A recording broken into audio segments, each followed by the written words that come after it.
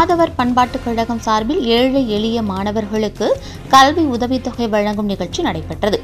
யாதவர் பண்பாட்டுக் கழகம் சார்பில் ஏழை மாணவர்களுக்கு கல்வி உதவித்தொகை வழங்கும் நிகழ்ச்சி பாளையங்கோட்டை பாலாஜி மஹாலில் வைத்து நடைபெற்றது. யாதவர் பண்பாட்டுக் கழக பொருளாளர் ராமசாமி வரவேற்புரை ஆற்றினார்.